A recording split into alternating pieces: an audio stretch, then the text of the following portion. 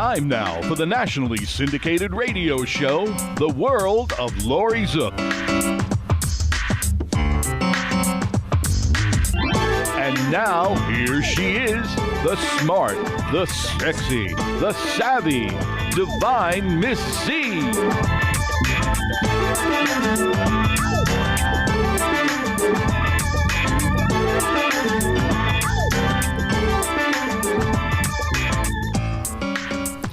Welcome to the World of Laurie Zoock. You are now in my world, and on my show, we talk to real people about real things. So I've got a great lineup today of guests. Now, my first guest is Angel Booth. Angel and I are both involved in dog rescue. Now, Angel, you're the social media coordinator for the Mid-Atlantic Great Dane Rescue League, and I know it's a big group. I'm also involved with the group. We're both animal advocates.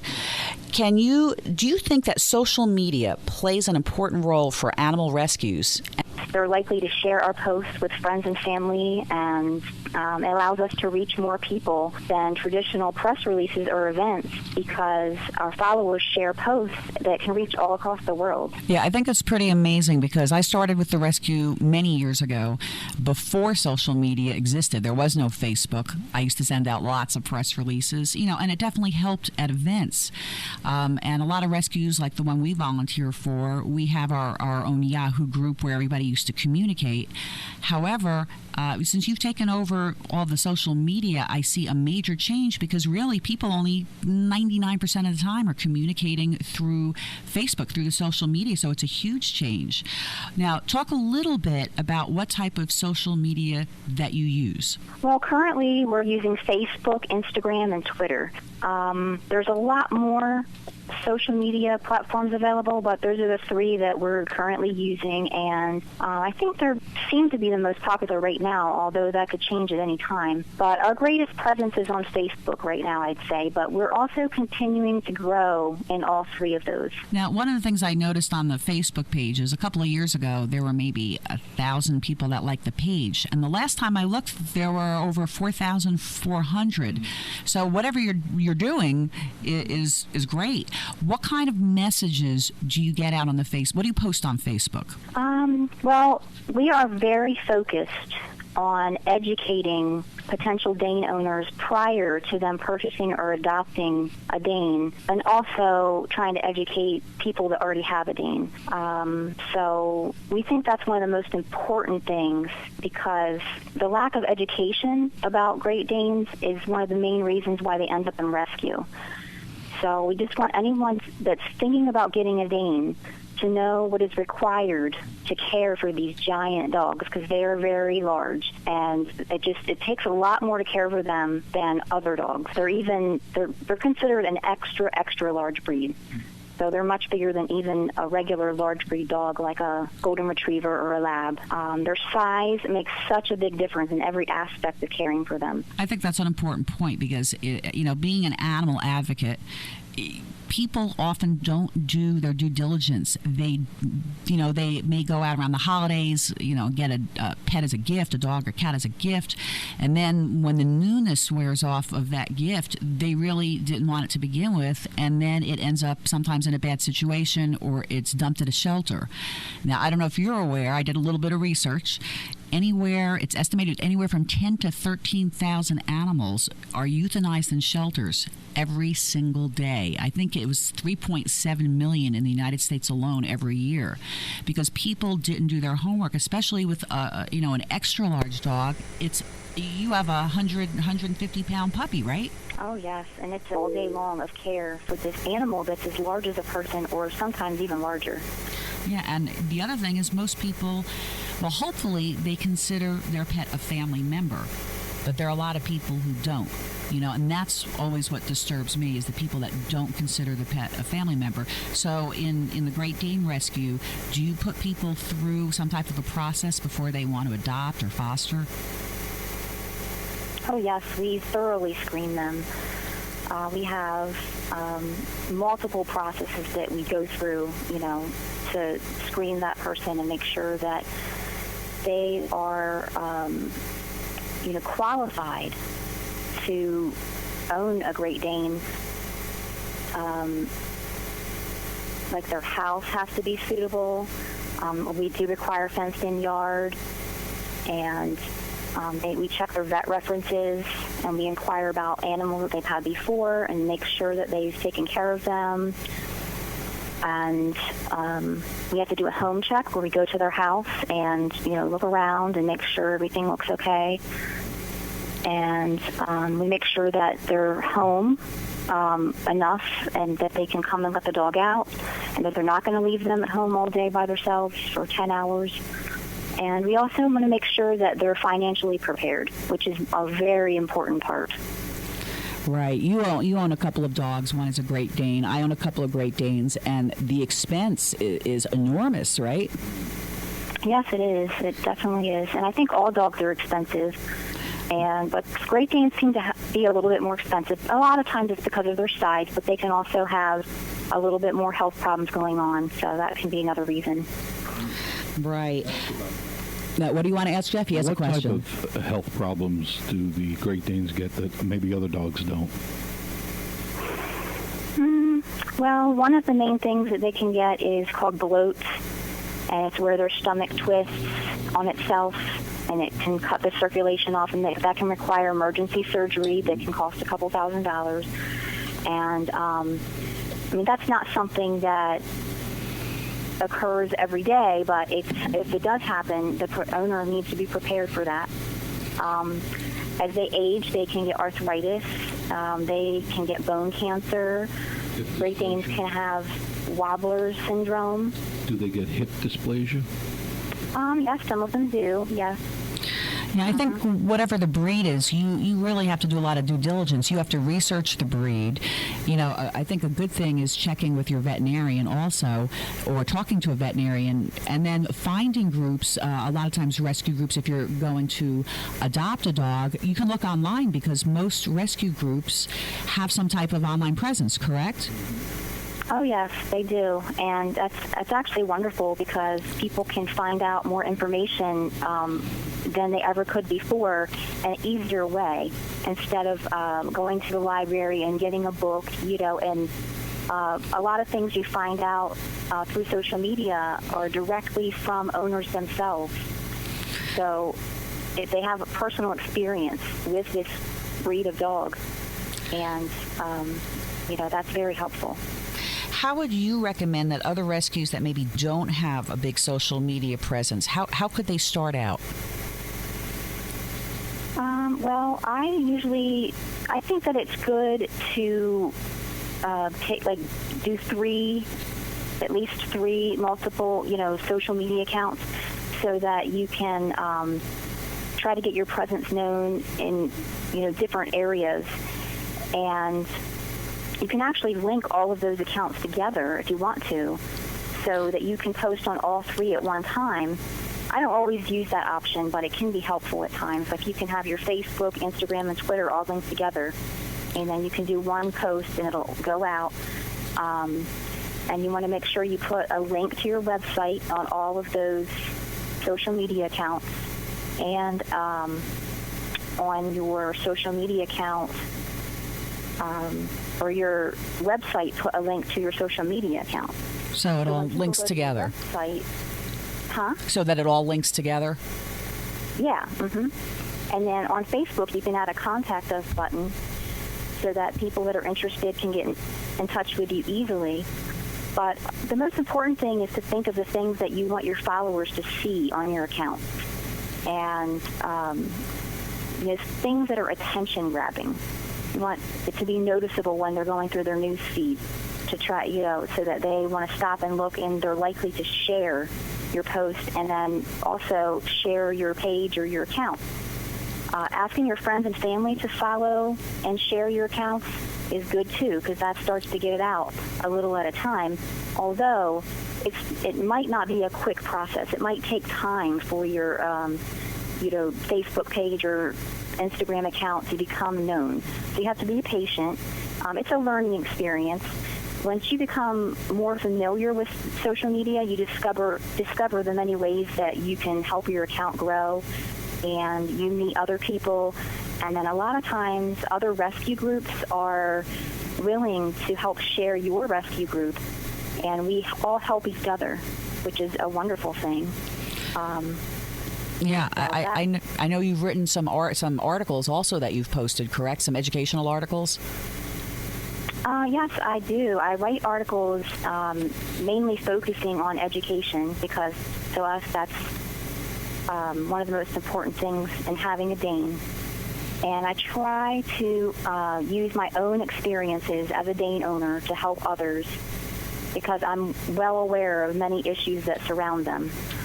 So, like one of the articles I've written is called Is a Great Dane Right for You?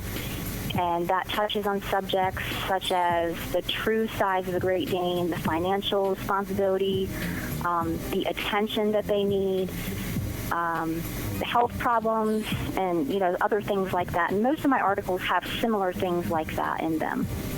Right. Your articles are excellent. I want to thank you so much for joining me today. I hope you'll join me again maybe in a couple of months and less than that, and we can talk more about how you can help animals, because I think that's a very important topic. Thank you very much for joining me, Angel, from the Mid-Atlantic Great Dane Rescue League. Thank you so much. It was a pleasure. Thanks.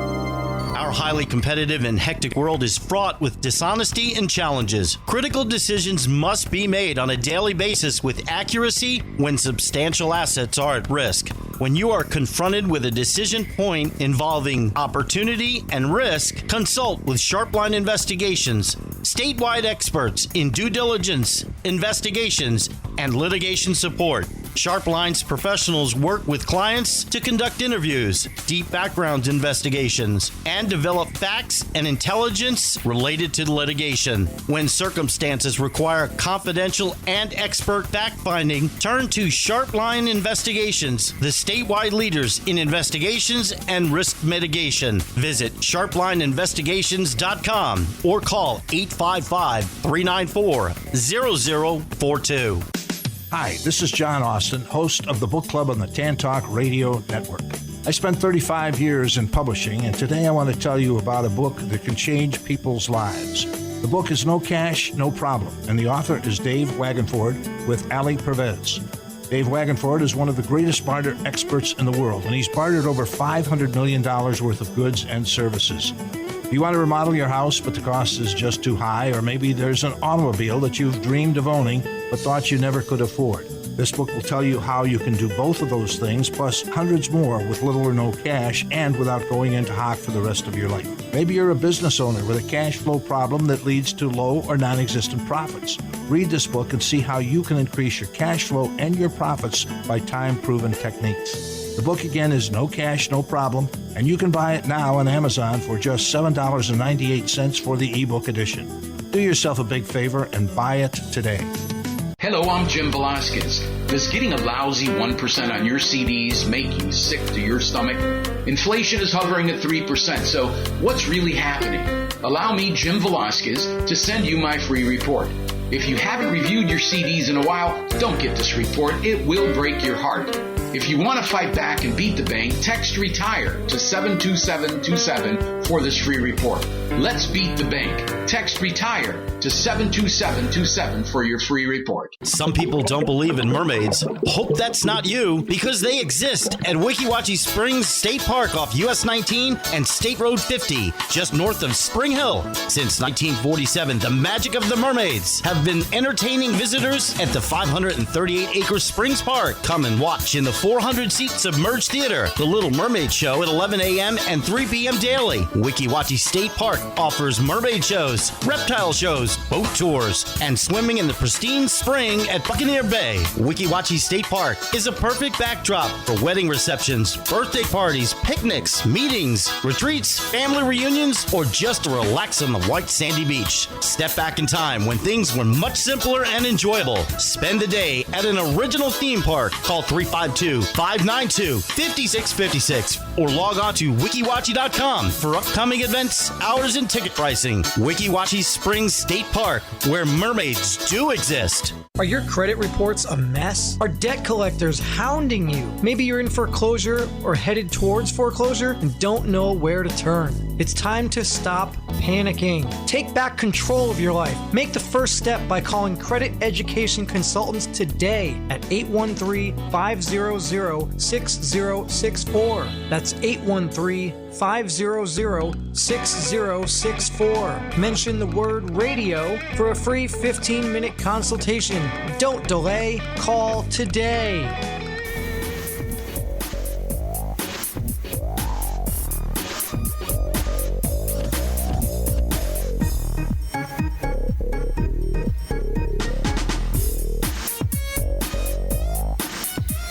Welcome back to my world. It's the World of Laurie Zoock. I'm going to share with you a Laurie story. I have a very good friend. As a matter of fact, I consider him like a brother. And his name is Brian, and he's joining us in just a moment. But I want to talk a little bit about Brian. Brian actually had a very, very good life, and then some unfortunate medical circumstances befell Brian. And I have kept in track with him also through Facebook to see some of the nightmare situation. Now, Brian, you're on the line with me, correct? Yes, I am, Laura. I want you to tell a little bit to our listeners, because this is such a common occurrence that I find it disturbing that no one really does anything about it. What happened that made you apply for Social Security disability? Okay, it's been a long-term problem. I mean, I had some horrible accidents at a young age that weren't my fault that left me disabled with knees and back injuries and sciatica. I fought that since I was 19 years old. 2004, I was hospitalized for the first time with pancreatitis. 2005, they said I had less than 90 days to live. I fought through all of that. And I worked all the way through until the time that I was finally, unable to work. I have, the thing is I have arthritis. I have neuropathy. I have diverticulitis. I have degenerative disc disease. And that's bone on bone in the neck and the lower back. Sciatica.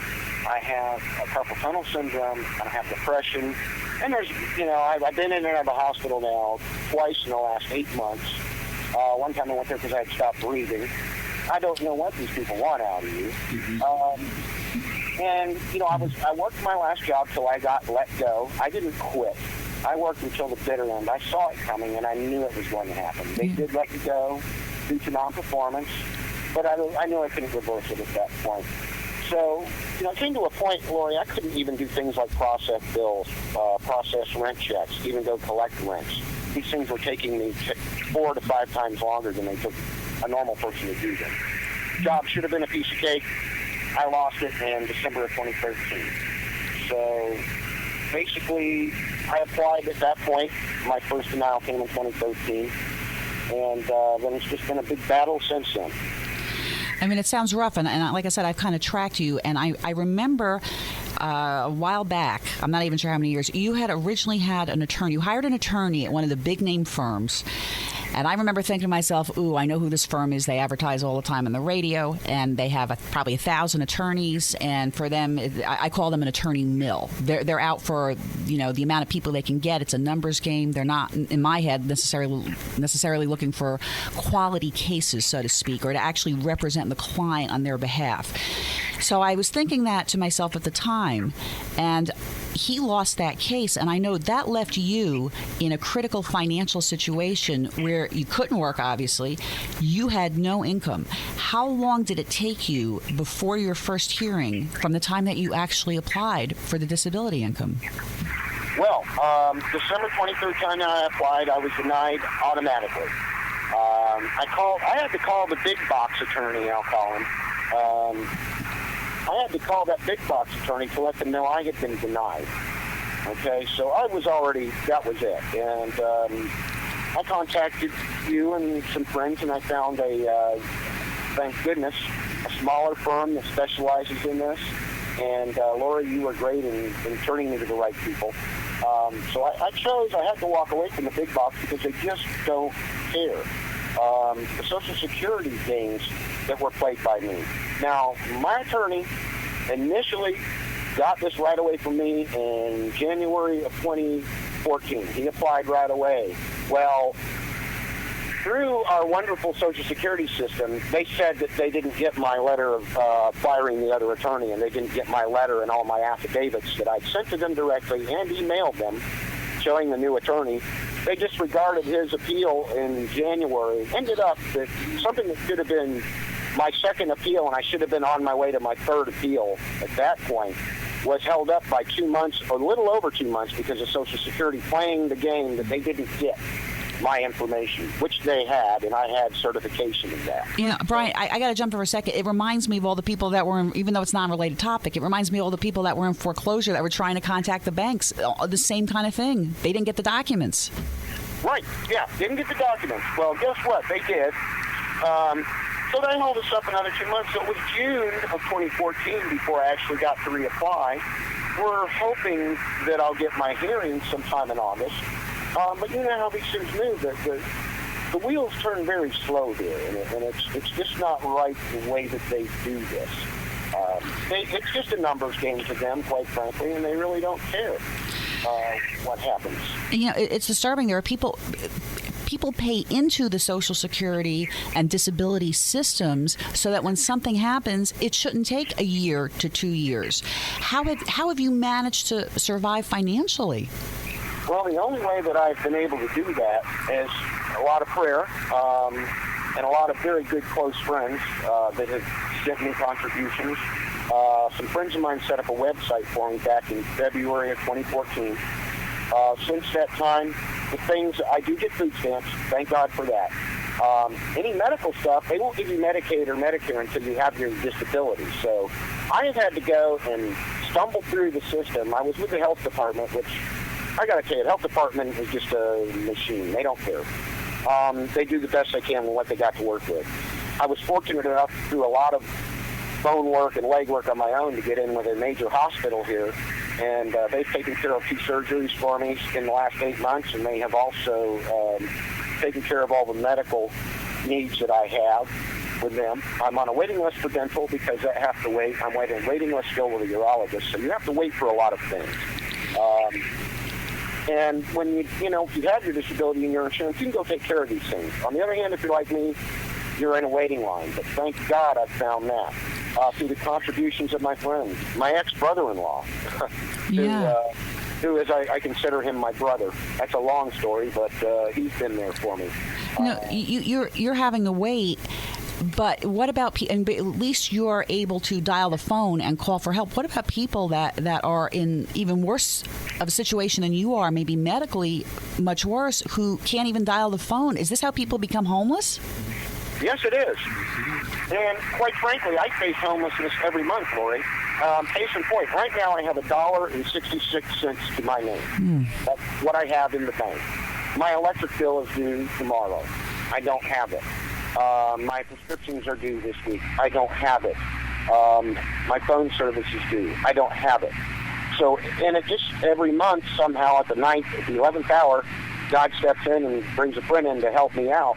But it's just stress, and it's killing me. Yeah, that sounds so stressful to me. I mean, what message do you think that Social Security sends to the public when it takes so long to get a hearing, let alone survive? What message do they send? Because it angers me. It does me too, and I think what it basically puts across to us is if you work hard, you pay your dues, you pay by the rules, and they just don't care about you. I see so many people right now, and it really upsets me too, and you've seen it too, I know we all have. I see people going out with sleep apnea. I see people going out with a bad finger. I see people going out with just depression or say any number of things. They've got one problem with them, and they get it on the first try. I have got a plethora of issues, and I'm still fighting. This isn't right. I paid not only my own taxes in my life, I've had employees, so I paid employers' taxes too. So it's not like I haven't played by the rules, and it's not like I haven't paid my dues.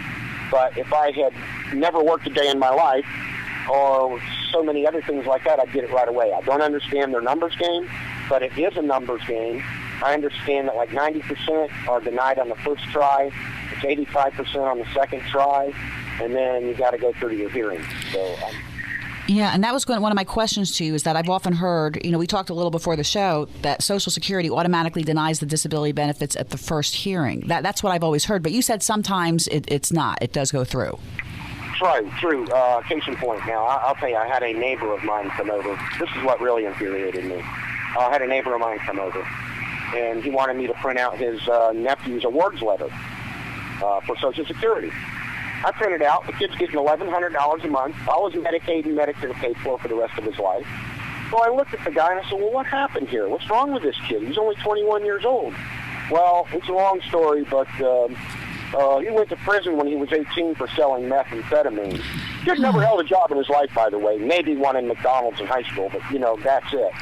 He never held a real job in his life, okay? His daddy died while he was serving 3 years in prison, and he became depressed. He comes out of prison right away with his stuff taken care of for the rest of his life.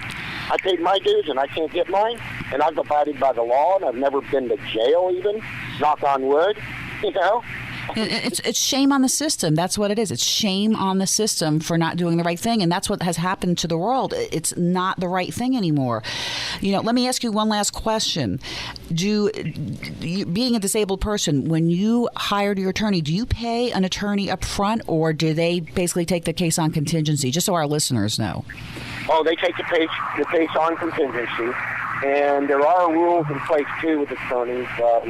They explain it to you, and I understand, too, that they're only allowed to take a certain amount. So they can't gouge you and get all of your Social Security when you get your settlement.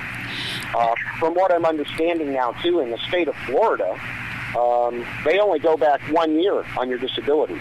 It's probably going to be 2 years since I've been disabled before I'll see my first check. But they're only going to pay me back 1 year of what they owe me. They should be paying me back to December 2013. That will not happen. Yeah, that to me is very shameful on the part of what our government does. And that's a whole topic I think we can cover on another day that angers me. But I want to thank you very much, Brian, for joining me and sharing your story, so that other people can hear it. And I think the key point is get a good attorney up front. Get someone who's actually going to care about you and your case, correct?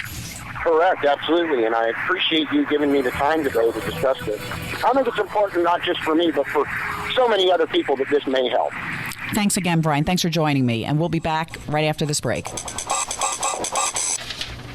Our highly competitive and hectic world is fraught with dishonesty and challenges. Critical decisions must be made on a daily basis with accuracy when substantial assets are at risk. When you are confronted with a decision point involving opportunity and risk, consult with Sharpline Investigations, statewide experts in due diligence, investigations, and litigation support. Sharpline's professionals work with clients to conduct interviews, deep background investigations, and develop facts and intelligence related to litigation. When circumstances require confidential and expert fact-finding, turn to Sharpline Investigations, the statewide leaders in investigations and risk mitigation. Visit sharplineinvestigations.com or call 855-394-0042. If you're struggling to pay or haven't been making your student loan payments, listen carefully to this urgent alert. Have you been out of school for 10 or more years and you're still making your student loan payments? Are your student loans past due or even in default? Can't go back to school because of an old student loan problem? We can help you if you qualify. Your student loans can be taken out of default. We can stop the wage garnishments, stop the collection calls, and stop the seizure of your tax refund. Give yourself a break. Stop the stress and see if we can help you reduce your student loan payments. One quick 10-minute call could solve them right now. So call the Student Loan Helpline now.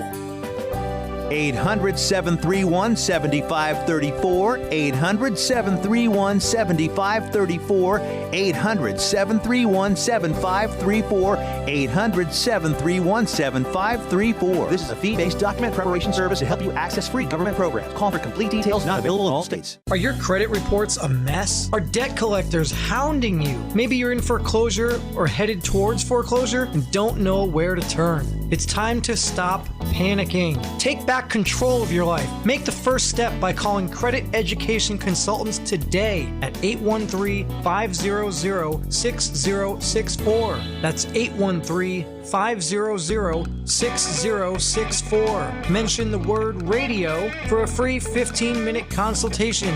Don't delay. Call today. Do Do you suffer from back, neck, or body pain? Do you suffer from migraines or have jaw or face pain? Has conventional medicine failed you? Were you injured or in an accident? Call chiropractic physician Dr. Dan Maddock at 813-935-1664. Dr. Dan has helped thousands of patients gain relief for more than 30 years. Dr. Dan is caring, gentle, and takes his time with each patient. He's also a past president of the International Craniopathic Society, a special certification of only 300 chiropractors worldwide. Dr. Dan helps patients from the neck up and the neck down. Dr. Dan accepts most insurance plans. Don't continue to live in pain. Call 813-935-1664 today.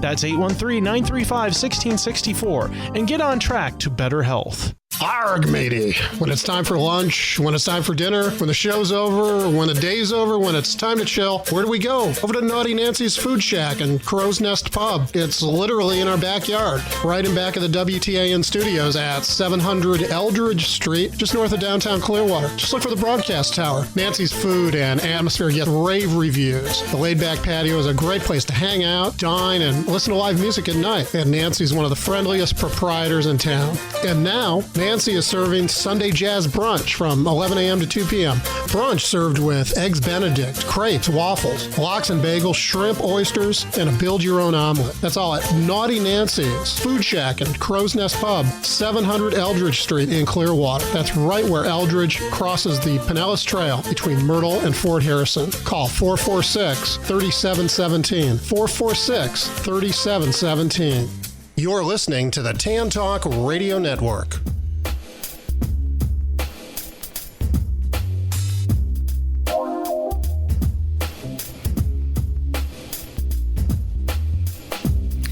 You are listening to the World of Laurie Zoock. Recently, while on Facebook, I was on a site called Pay It Forward Pasco County. And I happened to come across a petition.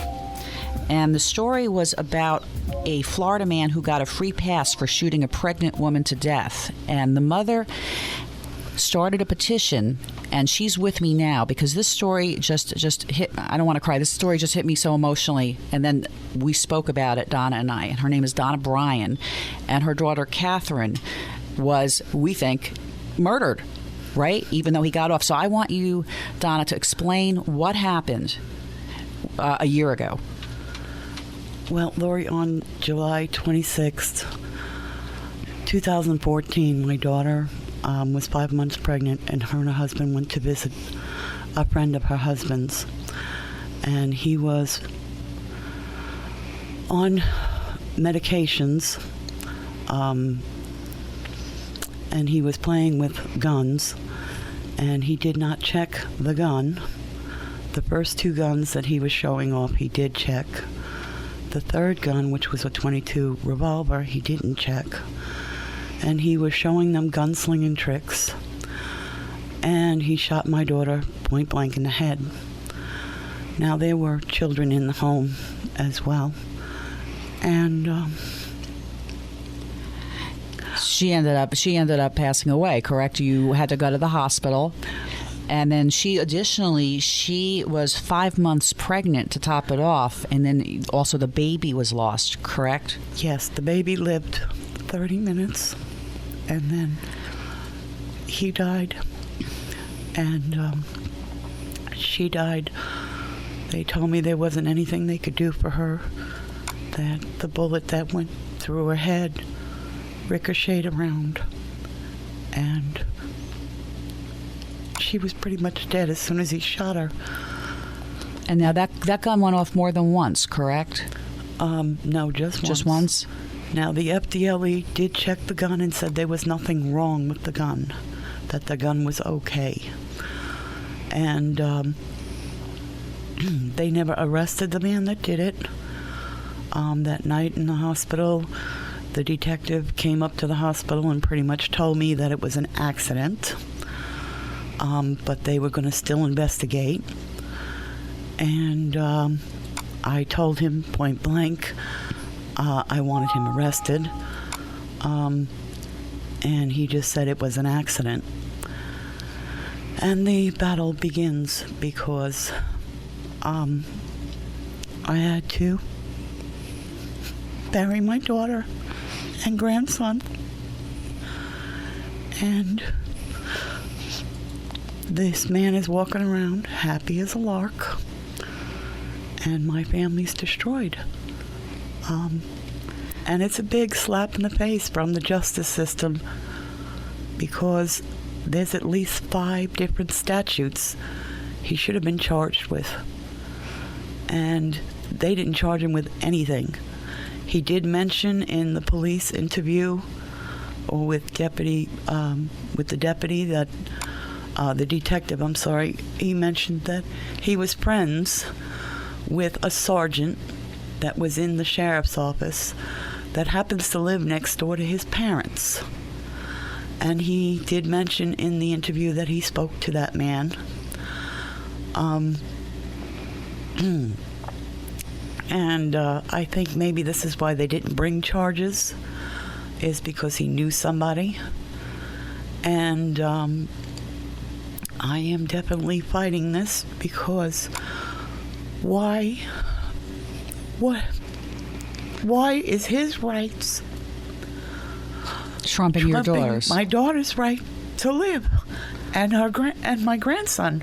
My grandson was innocent. My daughter was innocent, and I know that if she knew this man was going to be playing with guns, she would have pleaded with her husband to get her out of there, because she was very excited about this baby, and sorry. No, it's okay. This is an emotionally devastating story. Now, the man that did this to your daughter, his name is William DeHaze, and he was a friend of your daughter's husband, Carson. Correct. And so he was showing off this collection of guns. Now, he made a comment to the police that he used a Western-style draw, kind of like a cowboy would. It sounds like he was like slinging the gun around. Correct. And I'm sitting here going, how do you sling a gun around? It goes off, and the story to me doesn't make sense. If you're going to put it in a holster, how did it fire straight right at her? That just to me seemed unusual. But the other thing I found disturbing also was that this fella, William DeHaze, he's on permanent disability for back pain. But yet it says that he had been practicing gunslinging tricks he learned on YouTube. Now, if you have a permanent disability for back pain, you would be in excruciating pain to even pick up a gun, let alone gunsling it as a hobby. So there's something wrong with that part of the story to me. But also, it says that maybe 30 minutes to an hour beforehand, he took opiates, supposedly, took drugs, but he also took methadone. Now, methadone is not for back pain, to my knowledge. The only thing I know about methadone is it's used for people who are coming off of heroin. It's like a heroin substitute, correct? That's my understanding as well. And now this fellow William DeHaze, were there other children in his house when this happened? Yes. His girlfriend, well, she's his wife now. His girlfriend had 3 boys. One of the boys wasn't even more than 50 feet from where my daughter was. And they never did anything about that either. My understanding is, from what I've heard with the interview, he leaves his guns out because he says the boys know not to touch them. And I know if you tell a kid not to, especially if they're near puberty, they're going to touch it anyway. Now, right. I also know that the Attorney General's office prosecutes parents who leave weapons out. They were never contacted the Attorney General's office in regards to what happened. The police and the state attorney's office never contacted child protective investigators, which they were supposed to also. My understanding is Mr. DeHaze's blood was never checked. They took his word for that he was at the therapeutic level dosage of medications.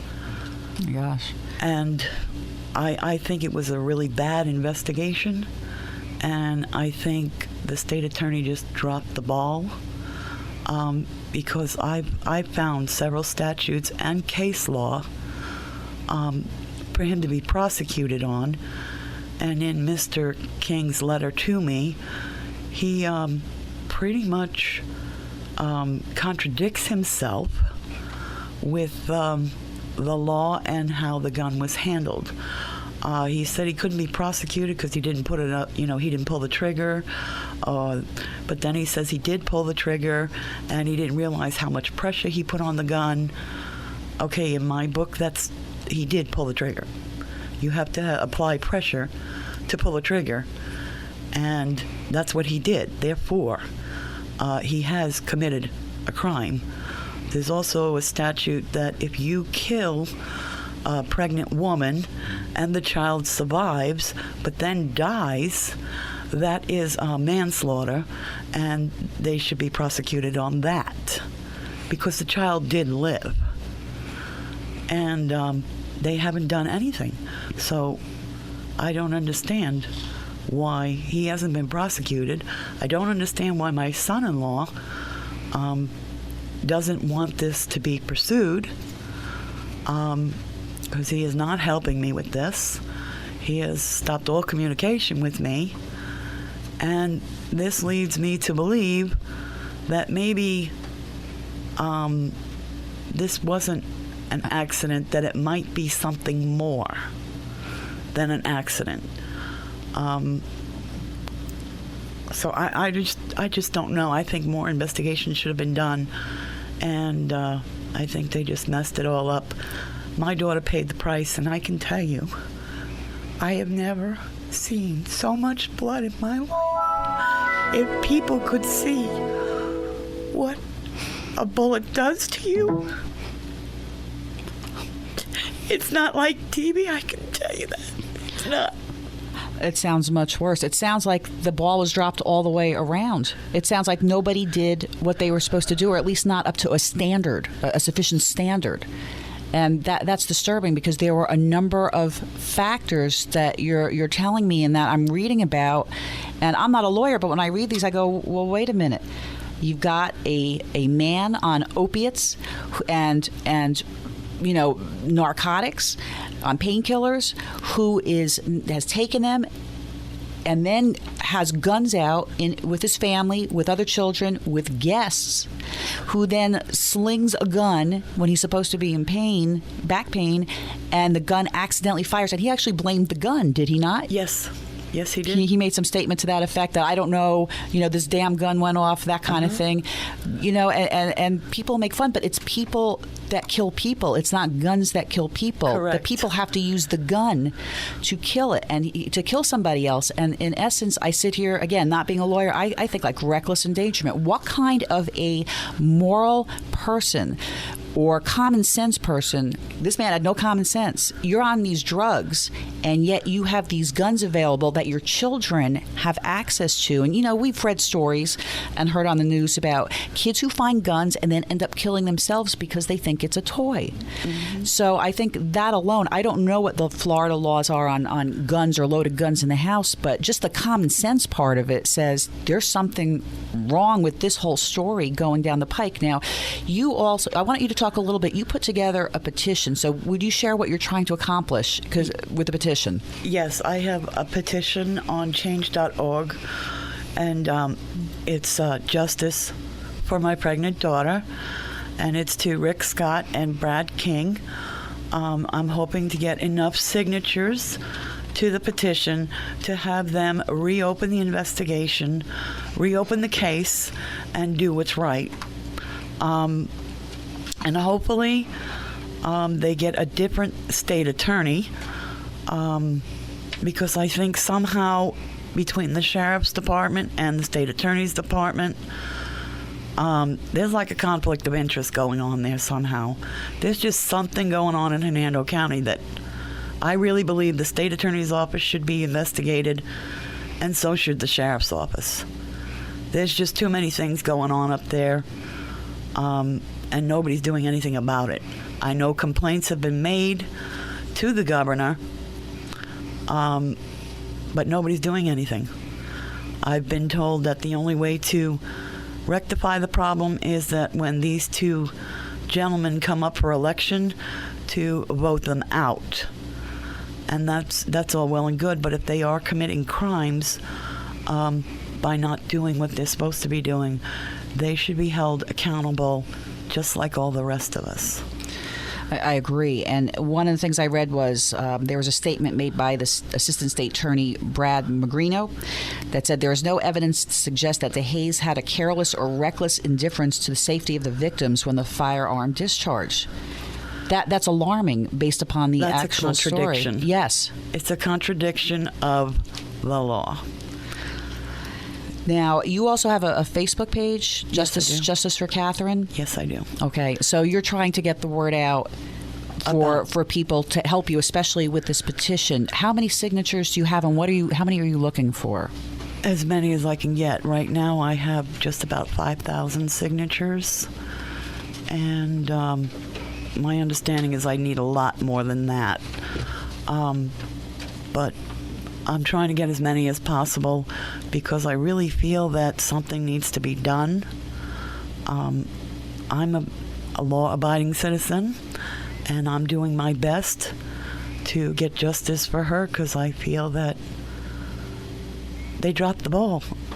They dropped the ball, and she has just as much right to life and liberty and happiness.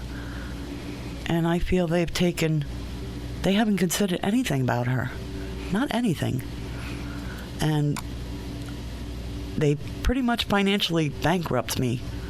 Right, because you ended up paying for the funeral, right? Not her husband. You ended up paying for the funeral for your daughter and for the baby also, correct? Yes. And yet her husband ended up getting some type of victim's assistance, but didn't pay for anything. Right. Now, is the husband still friends with his friend that did this? I don't think so. I don't know because, like I said, Carson won't talk to me at all. He took all communication away from me and my grandson. So I don't know. I couldn't tell you. Your daughter and Carson had another child, correct? Carson had a son from a previous that my daughter was taking care of. And then they were going to have Raylan together. And it would be Nick, Raylan, and CJ. Okay.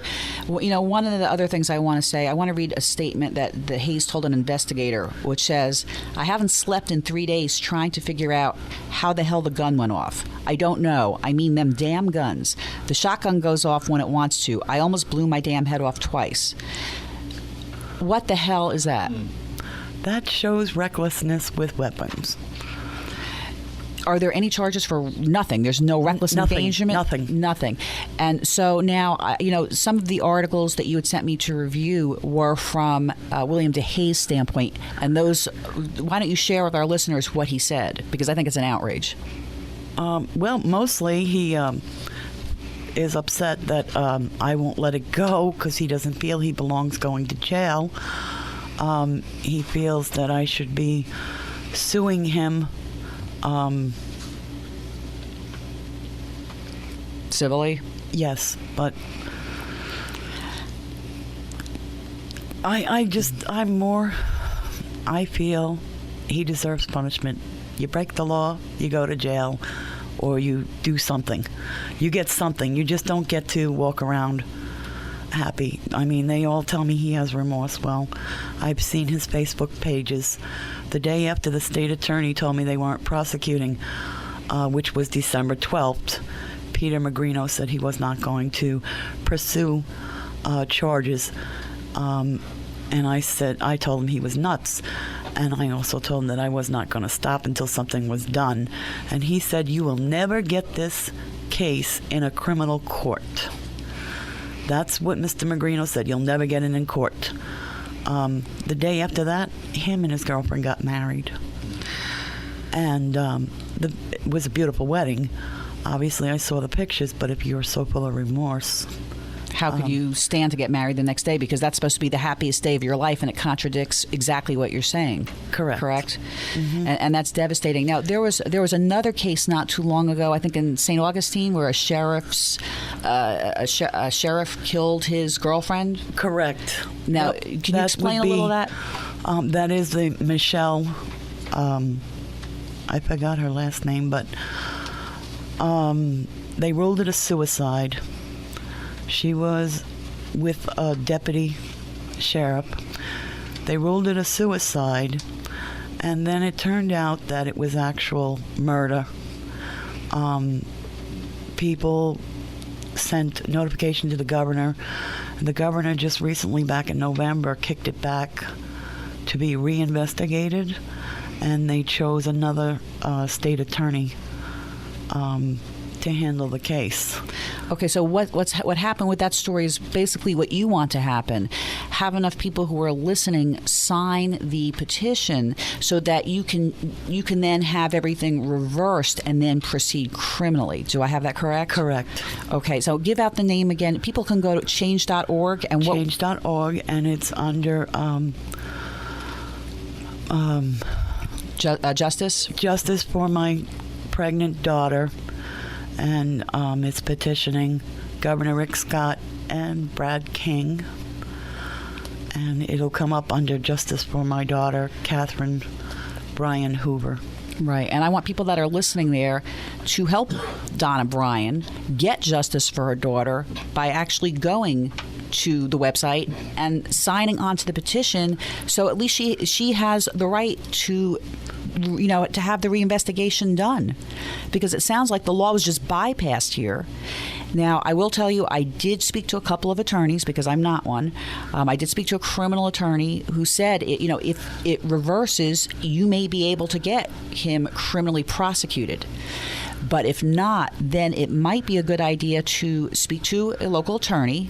And I did speak to one who's willing to talk to you to see, because if it doesn't get reversed, then you can't proceed criminally, even though that's not what you want. And I understand that. At least from the civil side, you could, in essence, punish this guy financially for the entire rest of his life. So I know it's not the same type of justice, because there's justice for what is right and what is wrong. And then separately from that, the money. But the money would be a way to punish him in a different way, because when I read and I look online and I see, he has remorse, and then you're telling me he went and got married the next day. What is wrong with this world? I mean, I sit here and I read these stories every day. Yours got me because it looked like it just slid on right by and nobody did anything. So give me one last statement that you would like to say before we close. Well, I really hope people will sign the petition to help me get justice for my daughter, as well as her surviving 7-year-old son that lives with me. Because there's not a day that goes by that me or my grandson don't cry for her. And I hope that this will help him. If he sees that I'm fighting, it's going to help him know that people do care. Right, and I'm hoping also additionally that you may get some additional press coverage. Anybody who wants to contact me on the story can go to my Facebook page, The World of Laurie Zoock, and you can send me a message right through the Facebook page, and I will get that message to Donna Bryan. And Donna, I hope you do get justice. I pray for it, and thank you very much for joining me today. Thank you for having me.